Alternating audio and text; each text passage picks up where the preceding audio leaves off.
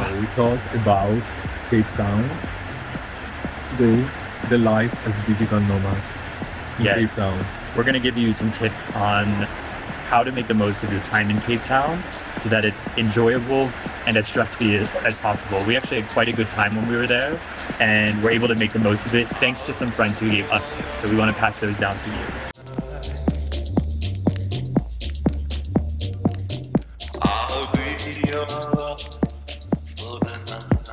The first things to know while you're preparing to come to Cape Town is it might be different from your typical digital nomad hotspot. One of the things that happens, one of the terms that you should learn actually is something called load shedding. Load shedding, that's not like shedding a load. Bad word. It's related to the electricity actually. So we are in the middle of a load shedding right now. As soon as we arrive, 6 p.m. to 8:30, load shedding. This is when they just cut off the electricity because there's not enough electricity in the grid. So they just like shut down different districts based on different times. And yeah, it's a little dark in here. We've started to add some candles. Bad word that you will learn, you'll hate it. But it's just a matter of life in all of South Africa. Is what you should do before you come is just, tattoo this word to your face. Also get a portable charger for your computer, not just for your phone, but for your laptop, especially if you're doing a lot of heavy laptop work during that time.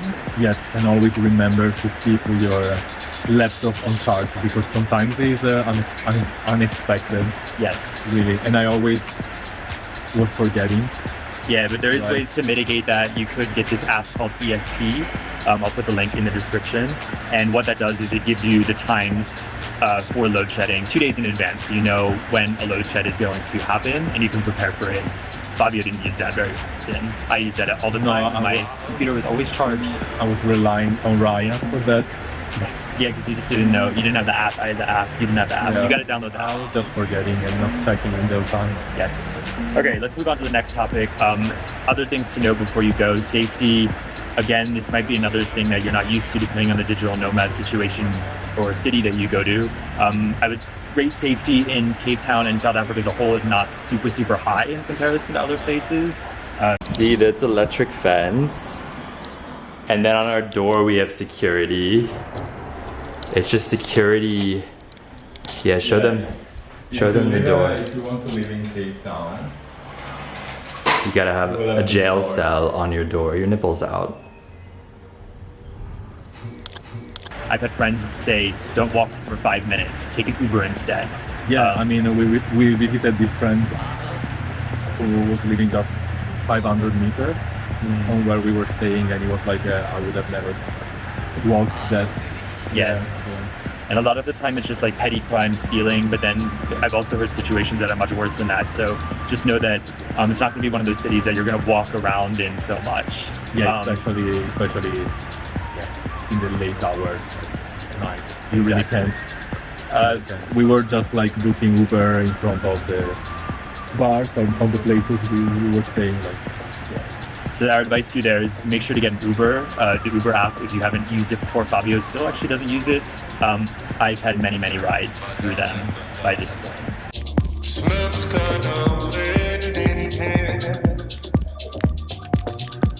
Another way to mitigate that is also Airbnb. So when you're coming to Cape Town, before coming, research the Airbnbs. There's a really good Airbnb scene there. Of course, the prices are a bit higher than if you were to just rent when you get there, but it's a great way to just know where you're going to be staying before you get there.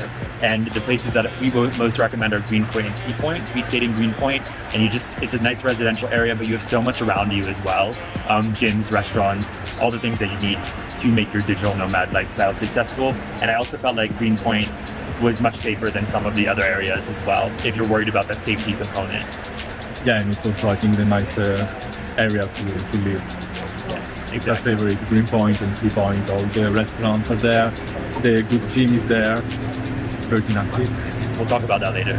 And try to, if you're staying there for a long time, always try to book for at least a month because Airbnb or the hosts usually give you quite a good rate in that case. That's another thing when you book your Airbnb, ask your host to see if you have like an inverter on the Wi-Fi to be able to make sure that the Wi-Fi continues working even during the load shedding.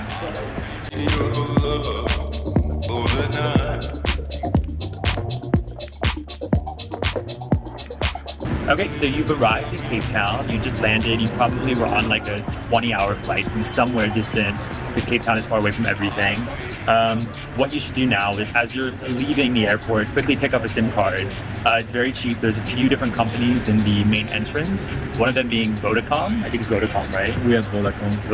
Vodacom was really good. The data is not so expensive. People do complain about it being expensive, but it's great. And during these load shedding situations, again, load shedding, it's great to have data because some places the Wi-Fi will continue working, some places the Wi-Fi will not continue working. Yeah, you can also check your the connection you have in your Airbnb. Cool. So you're there now. You need to get some food. The restaurant scene is awesome. We'll recommend some places. We'll send a list of places actually because we wrote a post about this. But if you're into cooking at all, you can go to a place called Quick Star, or there's also ShopRite, which is a very interesting place for cheap food. And don't go to Bloomberg. Yes, don't go to Bloomberg if you want to save money. Yeah, otherwise that's a splurge. But they do have really nice products, I should say. So yeah, but we don't recommend it because food is good almost everywhere. Yeah, it's always fresh. So tell us about the food, the South African food. So the South African cuisine is super diverse. One thing that we're trying tonight is called bobote, and it's like a minced meat with some fruit in it. So there's some like raisins inside of it. It makes it very, very sweet. And then there's some kind of like egg custard on top, which actually we had this the other day and I didn't like it, but this one is a little bit better. And we're having a salad too, which we make almost every day here. The food in South Africa is fresh.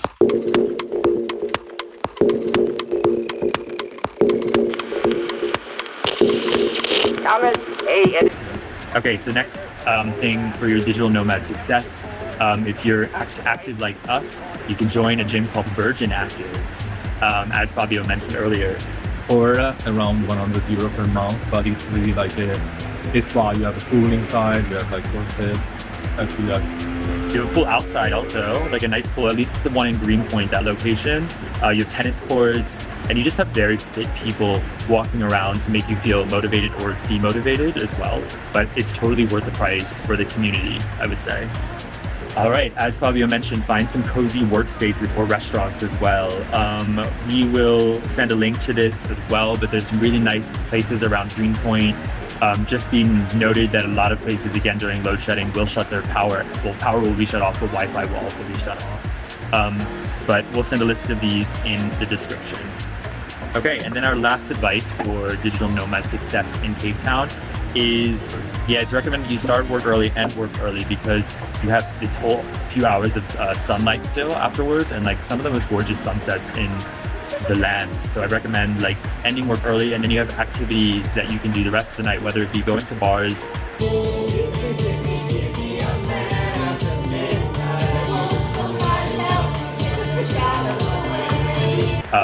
You can also hike Lion's Head as well, which is super cool.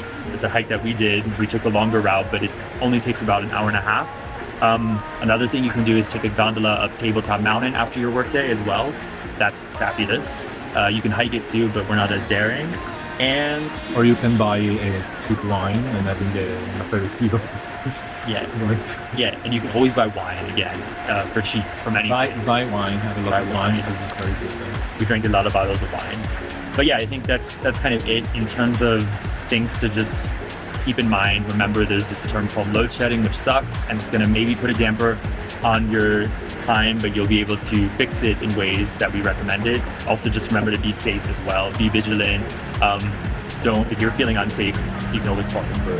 So yeah, that's it. And enjoy the weather. Exactly. Enjoy your time in Cape Town. It's beautiful. It's an amazing city and an amazing up and coming, if it's not already king, digital nomad destination. Wait, how could this be part of our video that say something about Cape Town? Maybe, I don't know, about the otter. The otters. We discovered there are otters. There's apparently in otters, this park, but we you didn't see the otters. You shouldn't get close to them. Yeah, so otters you cannot get close to. There's scary birds here. I wouldn't get close to those either, even though we're getting quite close. This one lives there. How does this fit into our video about like the 10 things